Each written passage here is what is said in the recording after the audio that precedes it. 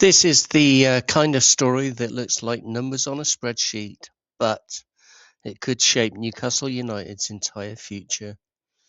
Liverpool, Man City, Arsenal, Manchester United, the gap is huge, but with KNOX landing, commercial revenue rising, and the club clearly trying to grow off the pitch, the big, simple question is, are Newcastle finally starting to close the revenue gap? Or are we still miles away from the elite? Let's take a look at it, shall we? So Newcastle announced yesterday their partnership with KNOX Hydrate, front of shirt sponsor, training ground sponsor. No numbers were mentioned, but the rumours are it's about 80 million. But again, no numbers were mentioned. We will see that when the books are cooked, but that won't be till July 27 at the end of that season. So we'll have to wait and see. But allegedly, it's about 80 million over 3 years. So obviously the club's very proud of the deal that they've just done with KNOX.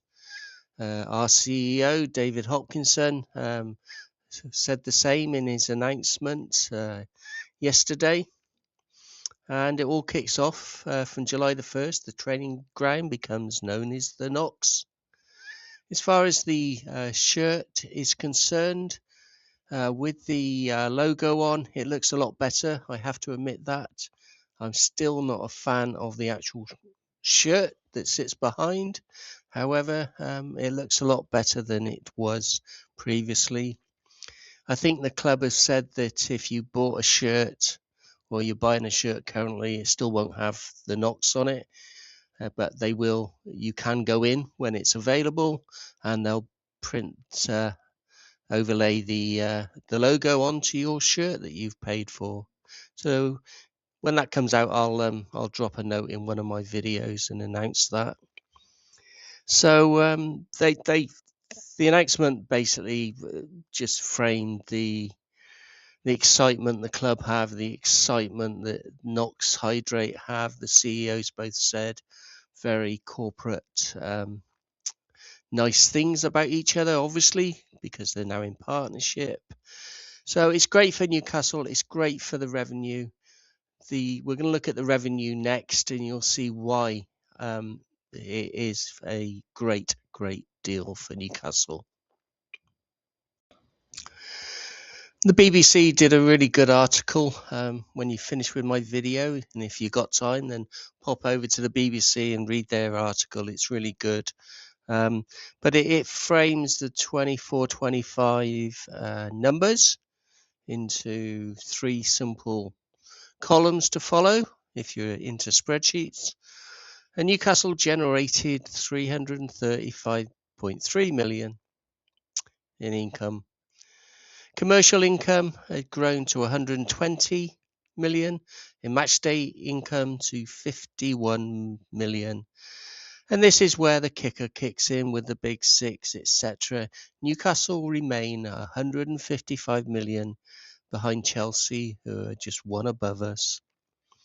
So there's obviously significant room that remains for growth.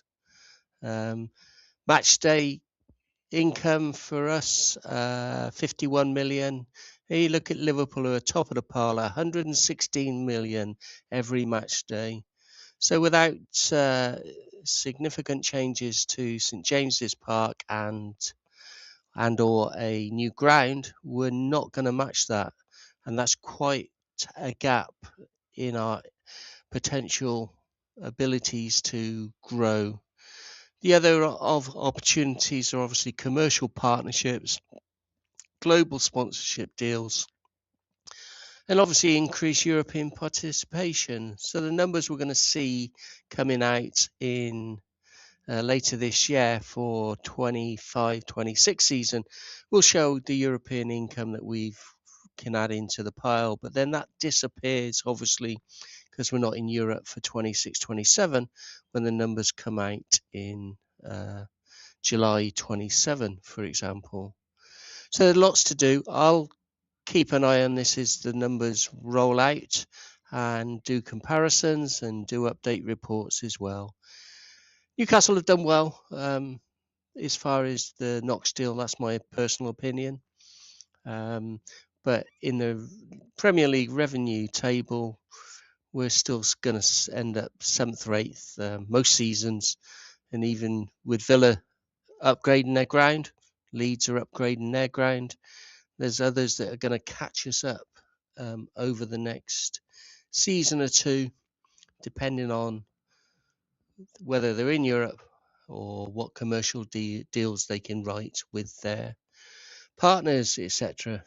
So we'll watch this space, and yeah, not a boring subject for me. I love numbers, but possibly for everyone else, if you want to understand why we cannot compete on salary, why we cannot compete with the big six, it's all down to that. And unless we earn it, we are not allowed to spend it.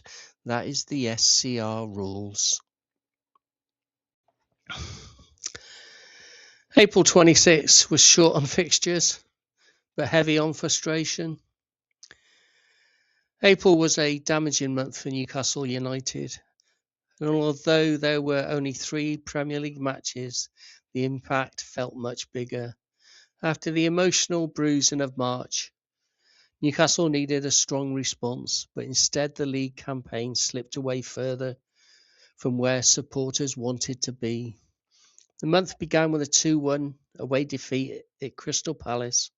Willisula gave Newcastle hope with a goal just before half-time, but the team could not build on it. It was another reminder of the away day problems that had followed Newcastle throughout the season. Moments of promise, but not enough control or ruthlessness. A week later, Bournemouth came to St James's and won 2-1. Sulla scored again, showing his growing importance and giving fans another positive to cling on to. But Newcastle still came away with nothing.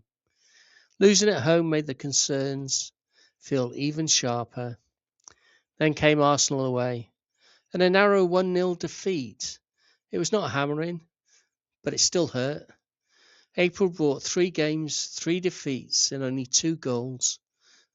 Sulla emerged well, but Newcastle's season was starting to feel stuck.